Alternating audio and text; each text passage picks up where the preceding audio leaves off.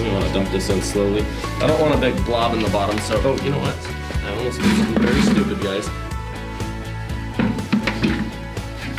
I'm gonna start out with about half this bucket, and I am guessing, guys, so. What we'd normally do, we'll figure out what we believe to be very accurately half, and we'd get a stick and make a mark on it. Now I'm gonna start drill mixing in here.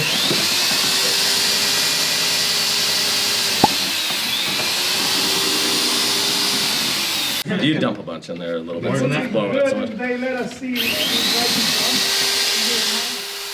wish every paddle in town wasn't sold.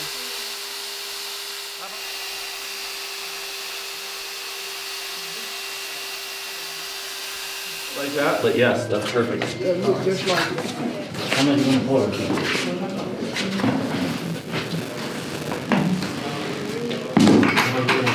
And now, yeah, usually I'll work with a trowel to get into corners and stuff like that, just to try to push it into my corners. And you don't want a whole lot of excess on your highs, because if you built your highs up even higher, you'd have to float your lows even more to get up to them. So you really want to keep your highs really smooth and flat and pull your excess off, because you want all that out here in your field. So, and you can push, I don't care if you get the top of that trowel wet, whatever you feel most comfortable with. And don't worry about it backfilling like that in the store. We'll see a ton of stuff broadcast today. The speed you pull epoxy has a lot more to do with how thick it is than how hard you push, guys. So if you push really hard and try to pull this squeegee across here with a ton of pressure, it's not going to be very effective. But if you slow down and just pull real easy, look at what it's doing. Look at how much with no effort, how that's pulling that off there. Do you see that? And you want it down? So usually I only use trowels like he's using in small, really cut in areas that I can't really get to any other way. And what did you say, ma'am?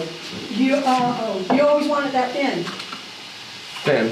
Well, So you I'm can, wanting it thin on the high spots so I can have it, you know, so I actually have, look at all those chunks we didn't mix in. That's fine too, that's not, we can trowel those right in. So we will try to mix a little better.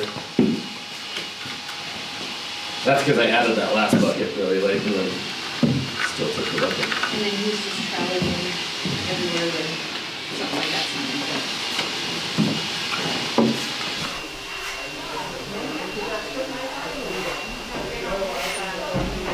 Squared out corner.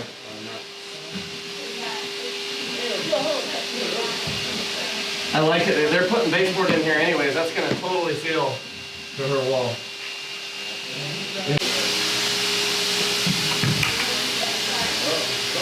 Can you walk on this afterwards? Only after it's cured.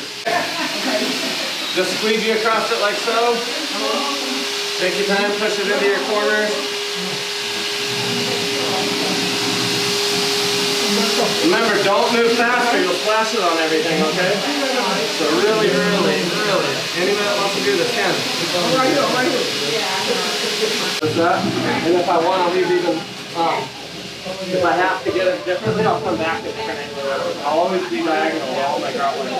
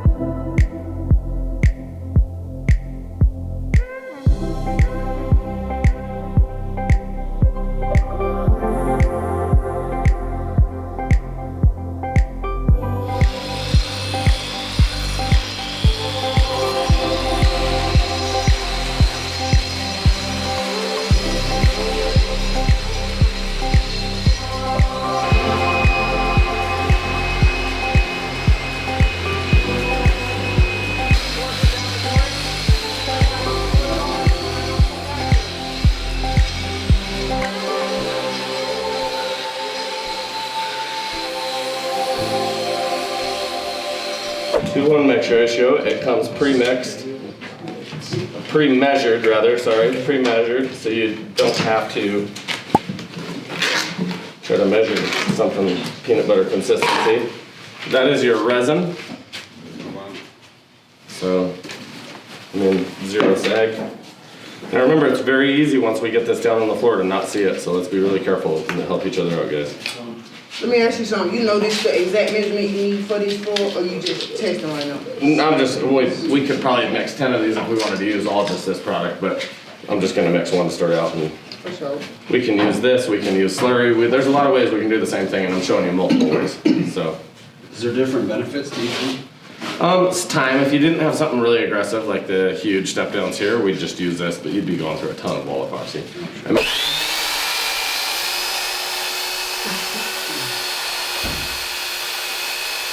For a basement, would you recommend the second one, the flexible one, the outdoor one? we're only looking for low spots once we get out into the middle, so into the field. Got it.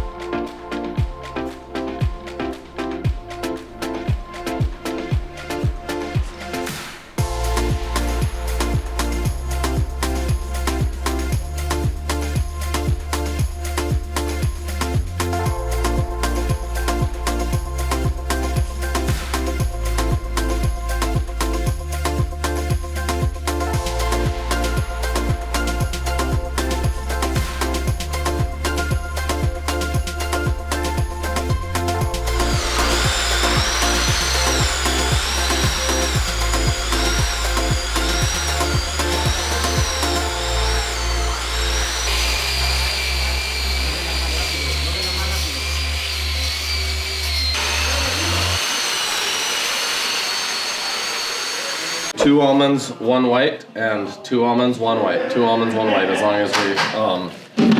as we decide to. We'll try to get all the way out in the open, and then let me know. I'm gonna try to stay 2 to 3 buckets in the first room, a bucket in the hallway, and a bucket's worth. And when I say that, I'm doing ratio wise. So I'm gonna probably put 3/4 of a bucket in the hallway between the dining room and the end bedroom.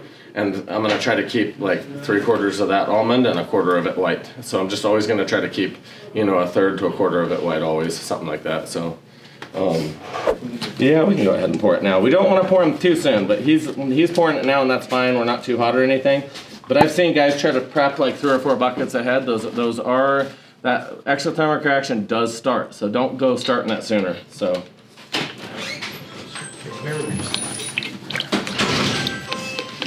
Let's get ourselves a good trash bag set up in here, and if you turn it sideways, it won't chug like that.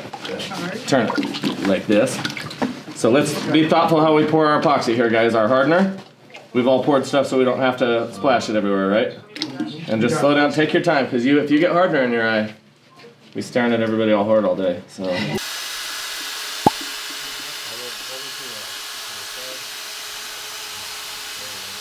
Just for a second, across the bottom and the top, and we do that on all of our flooring epoxy mixes like that. And that's about it. While he's drill mixing in this bucket for a minute, you stick mix there really quick, and then you switch back over so you leapfrog back and forth. Does that make sense? Hit that one. Yeah, if you want to pull it thinner, pull it a little bit faster. Now I'm going to try to be thoughtful as to how I pull it up these areas.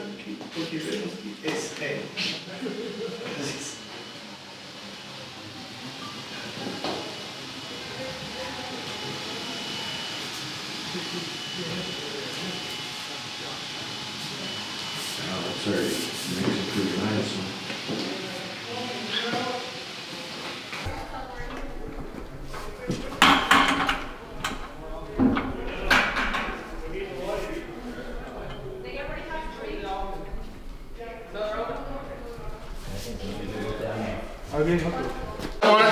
pail. And I'm honest, I'm just trying to guesstimate 2/3 almond, 1/3 white, just like I was saying.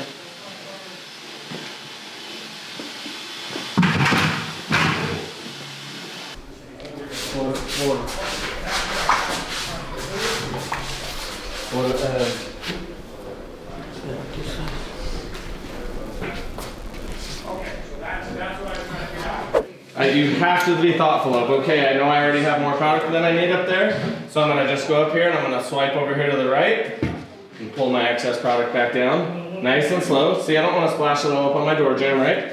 I'm actually cutting it in there. Now I'm gonna take that excess, push it across my other side, right?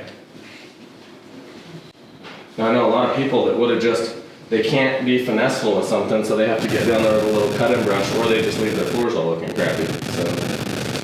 Now I want to be thoughtful, I don't want to blur all this, so I'm going to that side across. See how I cut in pretty close to the wall and I keep somewhat of a pile in front of the blade, right? But not too much. And I have zero pressure, I'm just literally trying to hold this almost off the floor. They're gonna be so nice. Say what? They're gonna be so nice. It will be. You're just floating that roller then, right? Barely, just trying to hold it really stable so it's not too much pressure, not too little, so. I felt a high spot there, so I'm leaving a little excess product on purpose.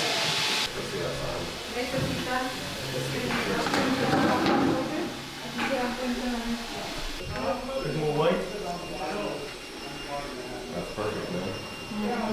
Perfect job. Now clean your front line up, just down that front. Leave that pile off the front. Work your way all the way around.